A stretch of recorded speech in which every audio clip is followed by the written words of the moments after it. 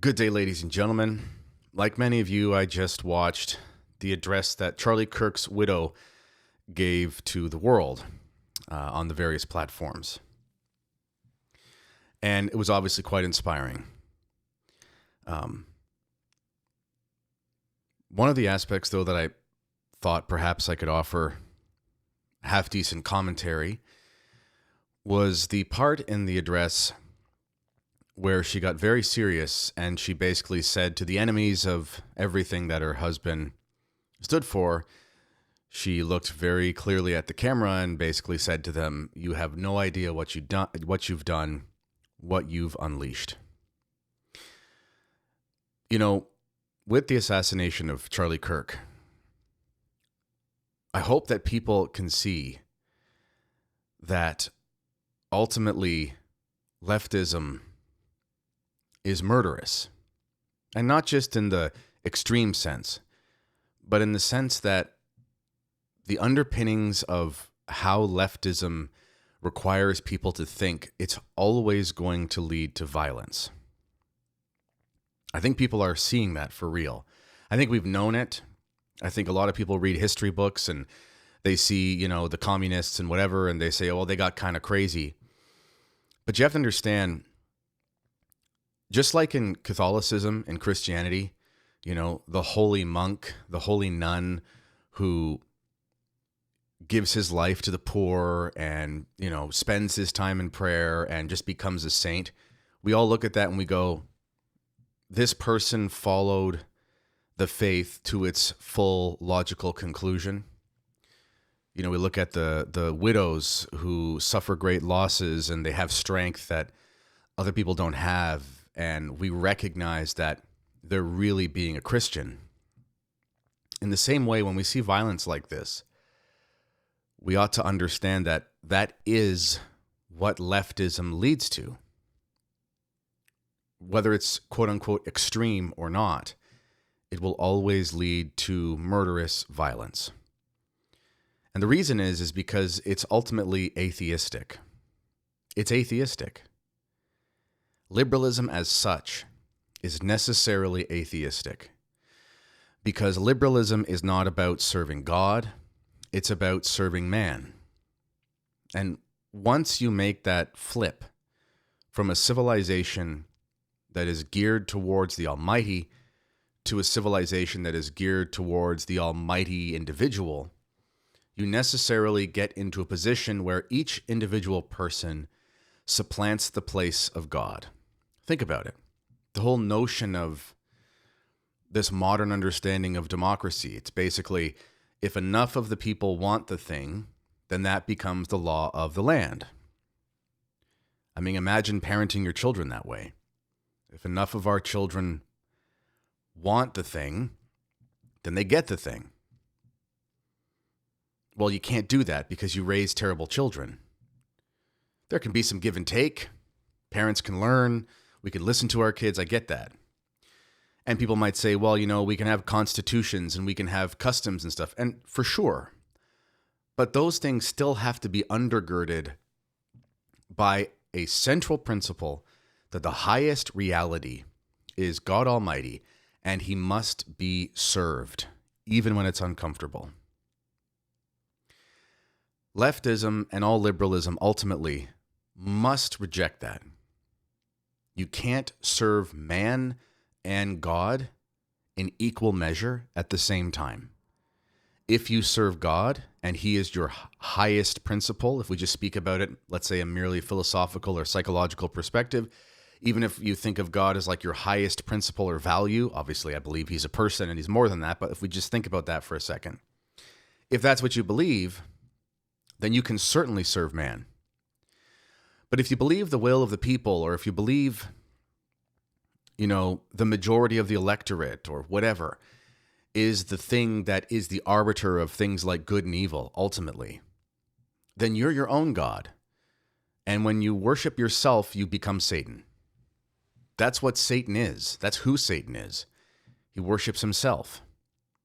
And liberalism is satanic in that sense. Atheism is the fundamental principle of leftism.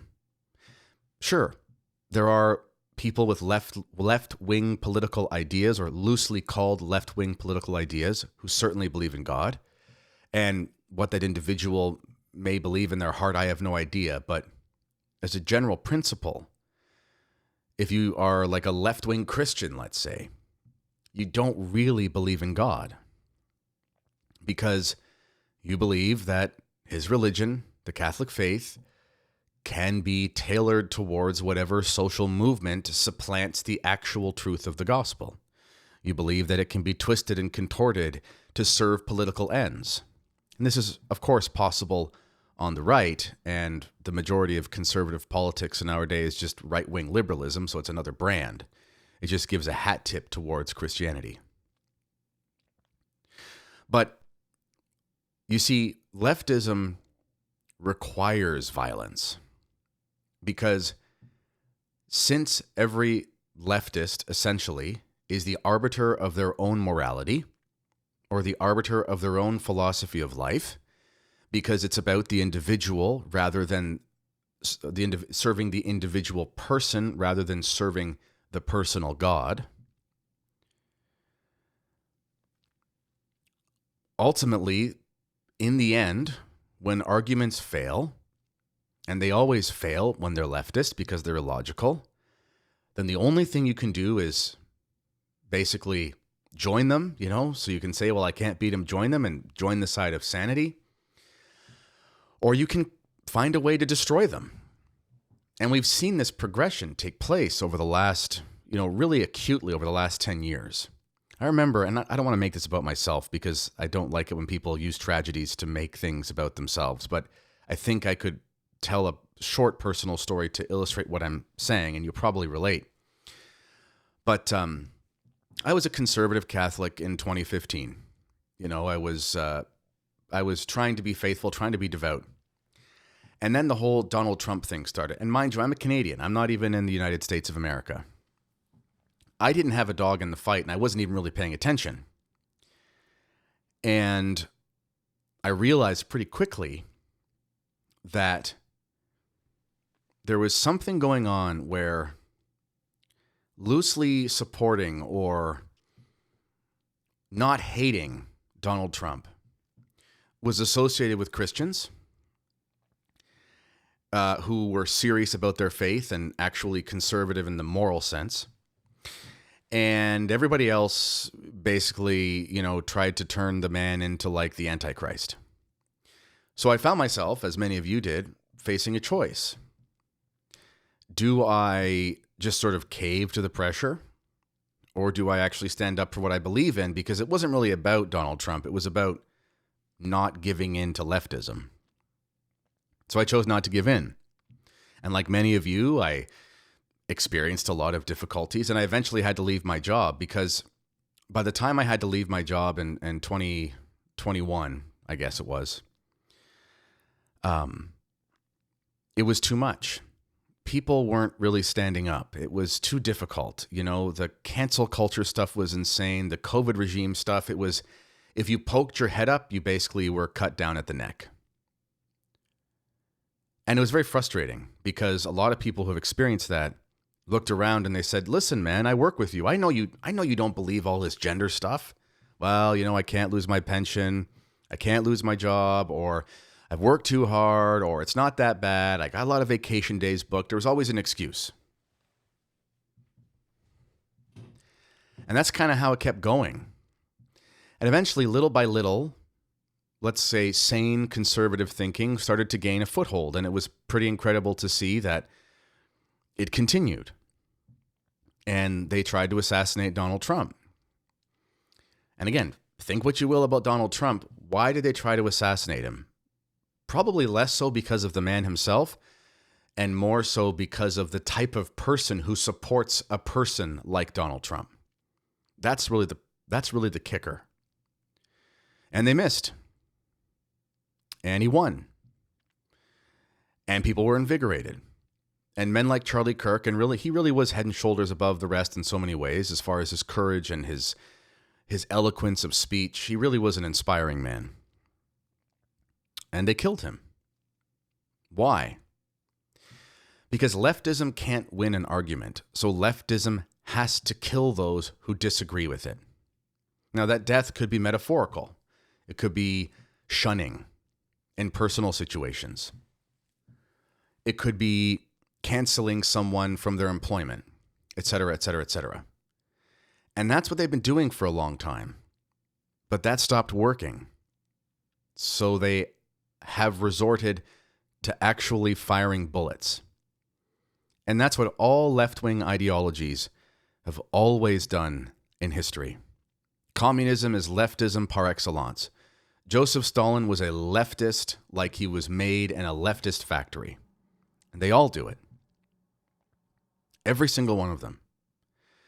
They rewrite history. So you believe that your ancestors were evil. If you're Portuguese, they'll tell you that Salazar was a dictator. No, Salazar was closer to being a saint than he was a dictator. They'll tell you that Franco was an evil fascist. Well, technically speaking, he wasn't a fascist, whatever you may think about fascism, but he was a great man. And the only reason that they fought back in Spain is look what happened when the Republicanos, the Republicans, doesn't mean the same thing in Spain. Look what happened when they took over. It was awful. They did the most atrocious things. And eventually, Franco and others, they realized you can't reason with these people. So someone with a heavy hand has to come in and sort things out. Otherwise, the gig is up. Personally, I believe that's sort of the trajectory that we're on. I'm not making any predictions. I'm not saying any strong man is going to arise in America. I don't even know if that's possible. I think it's quite difficult to do that in a Protestant reality because of all the warring theological opinions. But I think in spirit, I think it's happening. And it's been incredible to see in the last few days the amount of people who have been very public about the fact that they've been on the fence for a long time, and the assassination of Charlie Kirk has inspired them to basically say, to heck with it. I'm a conservative. I'm right wing. I'm a Christian. I don't care who knows it. And the leftists can't have that because they know that when the inertia of sane, moral thinking people gets to the point where they have to start firing bullets, they know that they've lost. They know that they've lost. The reason they've lost is because, just to give a little bit of a historical background, like back in the, turn of the last century, when the leftist ideologies were coming about, you got to understand that the people in those countries were attracted to these movements largely because they could be lured by two things. On the one hand, in a lot of places, the economic situation was really bad for various reasons. So the promise of having more things in abundance, so the promise of equality of income and whatever, that was tempting. But also, you have to remember that these people that were caught in these communist regimes, they were Catholics, they were Orthodox, they were Muslims in many cases. And that's really important because those are religions of absolutism. People who believe like that are absolutists. They believe in one true religion, etc. So when you flip that type of person and you turn them into someone who has that same zeal and same understanding towards an evil ideology, you have a type of inertia behind it that creates something like an unstoppable force for evil. But eventually those regimes fell. So what has the left been doing? What have the Marxists been doing for the last, 70 years? Well, they've been trying to infect the mind through propaganda and through indoctrination through the various public institutions. They've done a very good job. I don't mean good, like it's a good that they've done it, but they've done an effective job. But the problem there is that it's a battle of ideas. And while you can certainly fool some people some of the time, it's very difficult to fool all the people all the time. They've had to make this trade-off. The satanic Marxist forces at the turn of the last century, they went all in. And they turned it into an absolutist, dictatorial, murderous regime type of system. After that failed, they said we have to basically change our tactics, and we have to, instead of trying to get people into these sort of Joseph Stalin type movements, we need to get them into this type of subtle indoctrination and infiltration of the various institutions to turn people into atheistic thinkers who will then be much more easily governed and led towards iniquity. But that has a pitfall as well, because when you leave people to their own devices, meaning you don't force them with, murder and that sort of thing to believe what you want them to believe, you can certainly be very effective. But every once in a while, a man like Charlie Kirk or others who has unstoppable courage, who has a certain type of constitution as an individual where he just won't back down, those men will always rise to the top, because when they're in that battle of ideas, although they'll be shamed, although they'll be shunned, and they'll try to censor them and all those sorts of things, the truth itself is so beautiful. Clear thinking is so beautiful that it's attractive. So now the communists, now the leftists, I repeat myself, now they're in a difficult spot because they've fired the first shots. But the problem is, well, some of them are dangerous for sure. It's a very sorry lot of people. They're very angry. They despair. They're very unfit.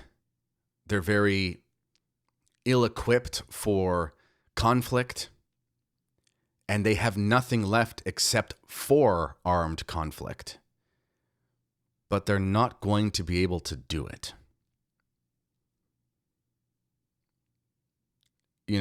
By assassinating Charlie Kirk, what they've done is they have shaken so many people out of their stupor that if you just keep talking, if you just try to win arguments, eventually the good guys are going to prevail. The good guys will prevail. But I think they're going to prevail in a way that the leftists really aren't ready for. And we all need to hope and pray that the reaction to this will be moral. Because there's a dark spot on the right side of the political spectrum, and it's sort of the godless right. It's the very racialized right. And while many people would agree with a lot of their perspectives as far as conservatism goes, as far as what we would loosely call conservatism, a lot of the same things are held, like, the values of hard work and, not needlessly giving handouts and, the basic tenets of a lot of conservative things. Some of them are not moried by any truly Christian principle. And the leftists need to hope and pray that those people don't win the day. Because if they do, then you're going to get the real skinheads. You're going to get the real kind of crazy guys who are just sick and tired and are motivated more by rage than they are by the love of God. But I will say this. I do have hope for the future of this. It's an American thing, but it's international. I'm telling you here as a Canadian, while there's differences between our countries, the Charlie Kirk type person resonates internationally because he represents somebody who's willing to literally risk his life to stand up for God and country and so forth, and that is infectious. I do have hope that that type of person will be the archetype of the strong man who will arise. but there is always a possibility that it's going to be someone you weren't expecting. And history has shown us that that sometimes happens.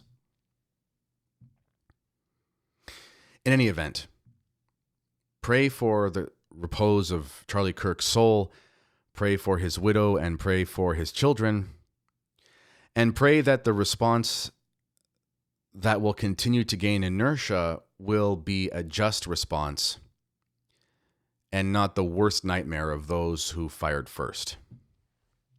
That's all I got for you. God bless you all. Bye-bye.